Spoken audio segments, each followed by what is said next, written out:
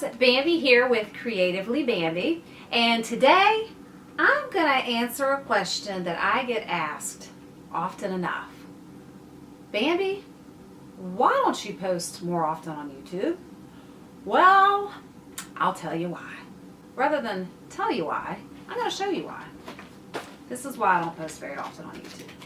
You see this here? This is, well, here, I'll go back a little bit. Okay, this here is my first cookbook. Hello. Shameless plug, it's on Amazon. I'll put the link below for you if you want to purchase it. But this is my very first cookbook that I published, self-published, a couple of years ago, and it was a long process. I promised myself after I did this one, I didn't plan like immediately when I was doing this, oh, I'm gonna put out a second one. But as this one came to an end, I thought, you know what? I'm gonna do another cookbook, and I'm not gonna take nearly as long to get it done. So immediately, as soon as that one was done, I jumped into cookbook number 2. Well, in the midst of that process, my husband and I have started a business that takes a lot of my time that I do at home, and he also has his own businesses that he's running, and my business, cookbook number 2. Check it out. This takes a good portion of my time. So when I do have free time and I have to make a choice between posting on YouTube, which I love, or working on my cookbook, a lot of times I say, you have to get this cookbook done. You've got to get this cookbook done. And I just have to really be on top of it. This cookbook I'm so darn excited about because I decided to write the introduction in the cookbook based on what a lot of people, something else a lot of people ask me when they find out that I'm a cookbook author is, well, what kind of food? And I struggled with that answer a lot because it's all kinds of different food. I live in Washington, D.C., and we're so blessed to have a city that is full with people from all over the world. It is just an amazing, amazing thing. So we have all kinds of restaurants and I get all kinds of inspiration about what to make and what to eat. So when I made the cookbook, there's a lot of influence from food from all over the world. The one thing that I can say though is everything I make is easy. Honest to goodness. There's nothing in this cookbook that isn't easy to do. If you just follow the instructions, it's not hard. And that is what I live my life on in the kitchen. I don't want to be in the kitchen for hours and hours and hours and hours and hours because I'm 40 and my feet hurt. They do.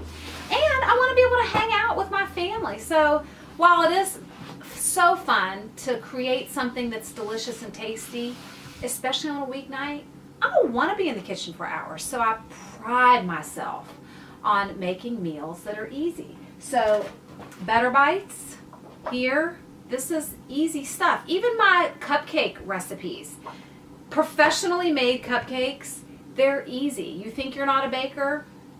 Well, you can do it. And as a matter of fact, I'm going to show you how to make my cupcakes on some other videos that I have. I'll link those below so you can see it. But it's really not hard to bake. I promise it's not. And that's what I want people to see with my cookbooks, is cooking and baking doesn't have to be difficult. And so Better Bites, this one is heavily based on recipes from family, and there's stories in there that go along with it. Better Bites 2 is very similar to that. Lots of recipes from families, inspired by my family, and recipes from good friends are in there. And I'm proud of it, proud to pull it all together. And it is not easy. I have been a stay-at-home mom with no work outside of the home. I have been a full-time working mom. I've worked through pregnancies, worked with newborns, and I have to say, for me in particular, I feel like I've done it all. And it is pretty darn challenging to be your own boss. In some cases, it's even harder to have a boss, especially if it's a difficult boss.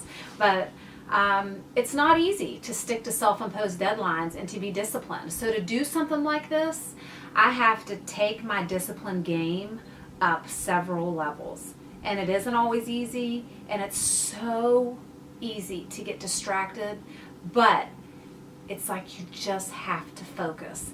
And sometimes to get these YouTube videos up, I have to put them together at, sometimes I'll be up at midnight or 1 in the morning or even later, because during the day I'm working on business stuff and cookbook stuff, and I'm like, oh, I have to do YouTube too. So in a nutshell, that's why I don't post more often, because life is busy. I'm so proud to have videos on YouTube, and I do love it. And I'm going to keep on posting because I love it that much. And I love to be able to communicate with you and the people from all over the world. It is so cool to see that there are people watching in India. Hi, India, and people in the UK, and people from all over the world. I just think it's so neat that there's somebody in Japan that's watching these videos. So thank you so much for watching and for supporting me. And when this cookbook comes out, I may be able to post more often, but there's the answer to the question, why I don't post more often. This is one of the reasons. And I'm going to have this cookbook done sooner or later. And guess who's going to know about it first? As soon as I get it done, you are. I'm going to tell you all about it. So in the meantime, if you want to, Better Bites is on Amazon. Like I said, I'll link that below. And if you want to see any more in my busy life, I'm going to link my first ever weekly vlog right here. And how about maybe a daily vlog right there? Okay, so you can see what else goes on here in Washington, D.C. with my hashtag mom life, hashtag entrepreneur. Are you even supposed to say hashtag? That's so corny. Anyway, all right. So I'll link those videos, and click that subscribe button. Give me a thumbs up if you like this video, and thanks for checking in with me today. I'll see you next time.